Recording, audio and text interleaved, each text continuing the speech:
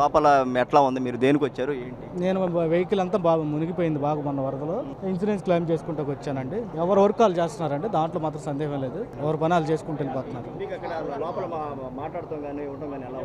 మాట్లాడుతాం మనకు క్లియర్గానే ఉంది కదా సార్. మనకు రిజిస్ట్రేషన్ చేపిస్తున్నాం. రిజిస్ట్రేషన్ చేపించిన తర్వాత వెళ్ళి దానికి సంబంధించిన ఇన్సూరెన్స్ కంపెనీ దగ్గరికి వెళ్ళి వాళ్ళతో అప్రోచ్ చేసి మాట్లాడుతున్నాం. ఇన్సూరెన్స్ కంపెనీ వాళ్ళు ఎట్లా? బాగానే ఉందండి. 10 రోజులు ఇన్సూరెన్స్కి మీరు బయటన్నా చేపించుకోండి, వెహికల్స్ ఇక్కడైనా చేపించుకుని షోరూమ్ కన్నా ఇచ్చుకోండి అన్నారు. చంద్రబాబు నాయుడు గారు మాట్లాడిన వెంటనే చంద్రబాబు నాయుడు గారు నెంబర్ 1 క్యాండిడేట్. ఇంతవరకు నేను నా కెరియర్లో చంద్రబాబు లాంటి క్యాండిడేట్ని చూడలేదు. జనాల్లో తిరిగేస్తున్నాడు, రోడ్ల మీదకి వచ్చేస్తున్నాడు, చిన్న ఇల్లుల్లోకి వెళ్ళిపోతున్నాడు ఆయన నీళ్ళల్లో పడి.